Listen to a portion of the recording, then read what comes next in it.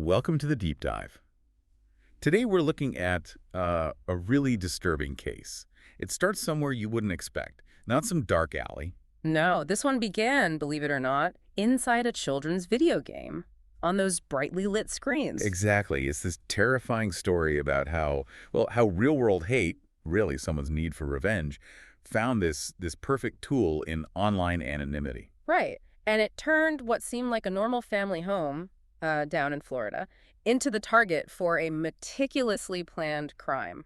Attempted murder, essentially. What's really crucial here, I think, is understanding the how, the method. Absolutely. The person behind this, the manipulator, they never even had to set foot in the house. Yeah. This whole case is just a stark reminder of how a child's, normal vulnerabilities. Like jealousy towards a new sibling. Precisely. Something like sibling jealousy, which many families deal with, can be spotted by someone online, exploited, and then just completely weaponized, all through a platform the child trusts. Okay, let's set the scene. We need to go back to that night.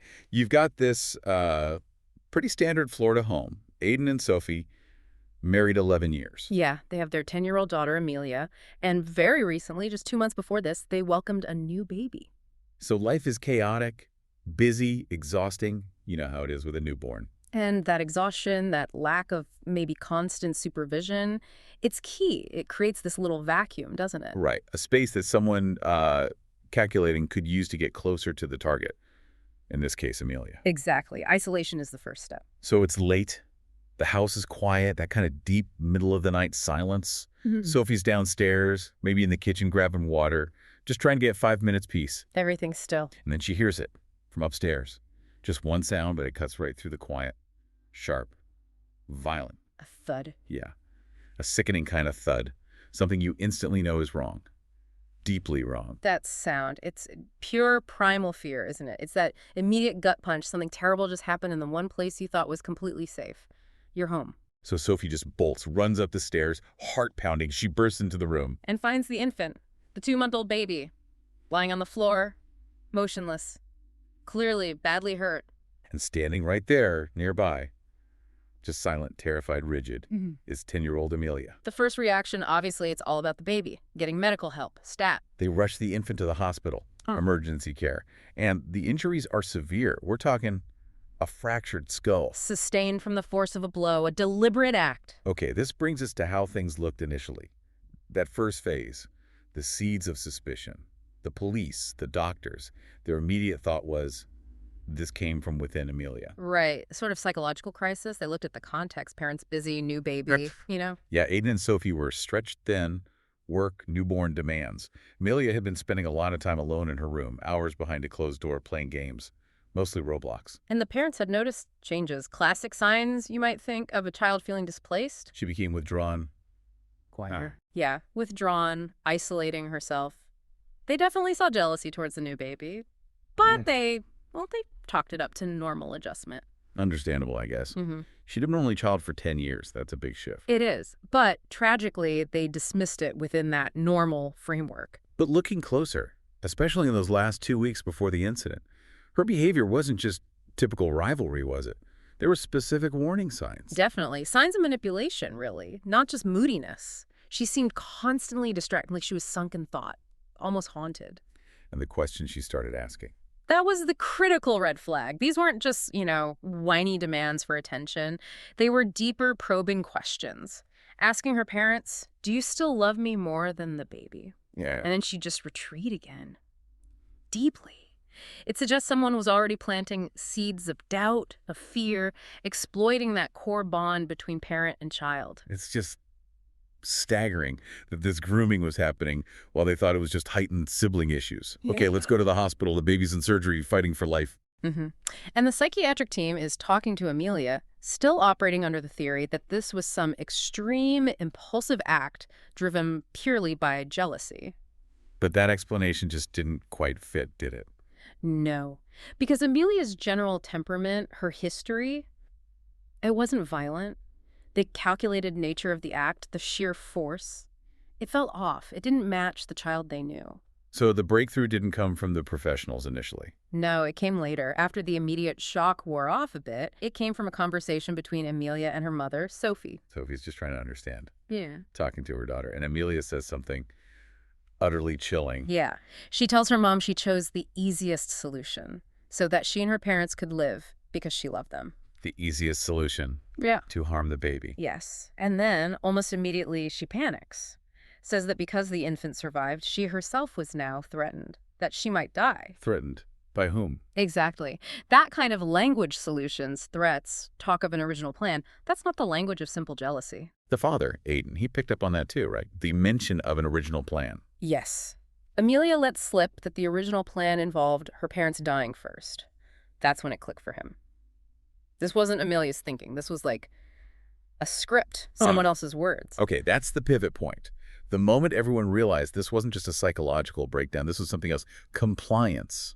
Under duress, maybe? Precisely. So they bring Emilia back for a more formal interrogation, and that's when the full picture starts to emerge, unmasking this digital puppet master. They find out she didn't just impulsively lash out, she was given options. A menu, essentially. A horrifying menu of ways to harm the infant, all designed to be lethal. And the source material detailed these. What were they? It's grim.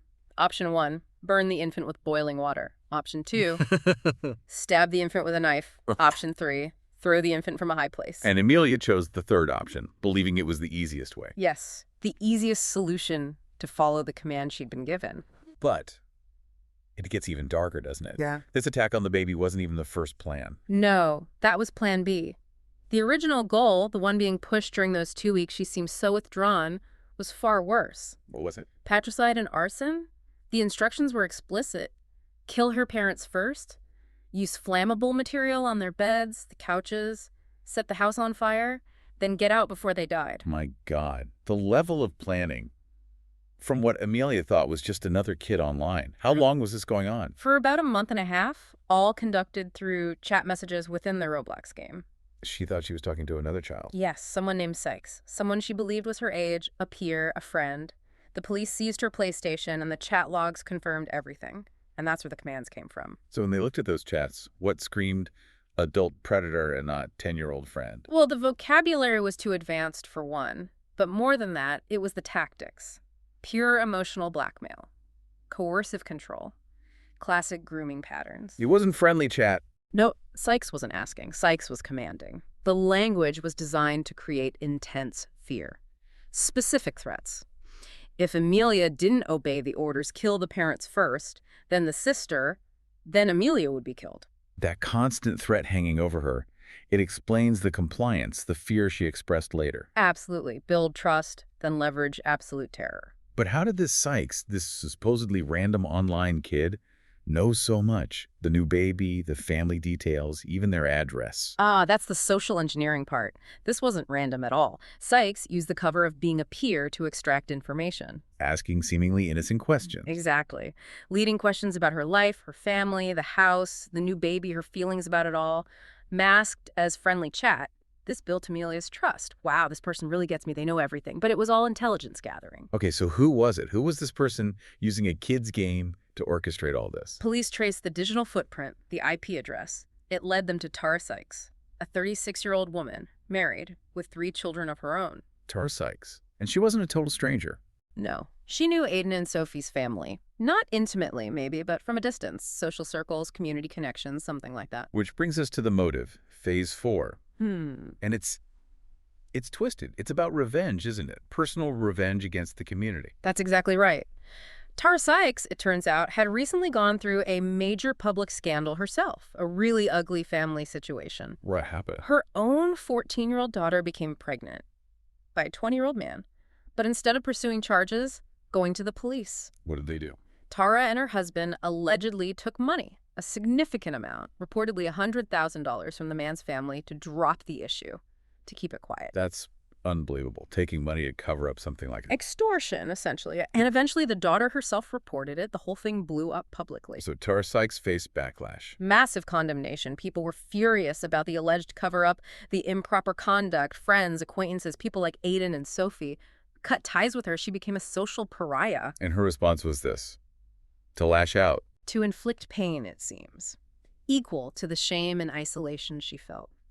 She decided to target the families who had condemned her, starting with Aiden and Sophie. And she used Roblox, used Emilia, as her weapon. Why use a child, though? Why not go after them directly if she was so angry? Ah, that's the truly chilling calculation: legal insulation. Sykes knew or believed that a 10-year-old perpetrator would face a very different justice system than a 36-year-old adult orchestrator. She was trying to commit murder by proxy, using a child to take the fall. Precisely. Calculated malice, executed remotely, using a vulnerable child to ensure she, Tara Sykes, couldn't be directly implicated or, she hoped, seriously harmed legally. But it didn't work out that way. The police found the evidence. Yes, the chat logs on her devices confirmed everything Emilia had confessed under duress. Tara Sykes was arrested, charged with incitement to murder, violence against children. The police in Florida, their reaction was pretty strong, wasn't it? They were very clear. They said they'd never encountered a case quite like it. Such clinical, calculated depravity, where this intense, real-world malice was filtered entirely through the disguise of a children's online game. It really underscores the danger, doesn't it? Right. Anonymity online combined with someone who has a real-world grudge and the patience to plan. Absolutely chilling. This whole case, it's more than just a true crime story. It's a brutal lesson for parenting today in this digital world. We really can't just dismiss big behavioral shifts in kids' withdrawal, isolation, those weird, probing, fearful questions. Right. It's not always just too much screen time or normal sibling rivalry. Sometimes it's a sign of something much more sinister. When a child's behavior shifts from just being upset to almost like calculated compliance, like Emilia's easiest solution, you have to look deeper. You have to consider that the commands might be coming from outside. Vigilance isn't passive anymore. Parents almost need to be, active participants sometimes. Knowing who your kids are talking to online is one thing, but maybe understanding what they're talking about is even more critical now. Understanding the manipulation tactics. Exactly, the social engineering. Because these predators, they blend in, they look like part of the fun, part of the game. So, Tara Sykes was caught. The immediate threat to this family was stopped. But it leaves you with a really unsettling thought, doesn't it? What needs to change? Not just with parents being more aware, but systemically, within these huge, often anonymous online platforms like Roblox. What changes are needed there to actually protect kids from this kind of sophisticated long-term grooming and manipulation, especially when the danger is hiding behind the mask of an innocent game?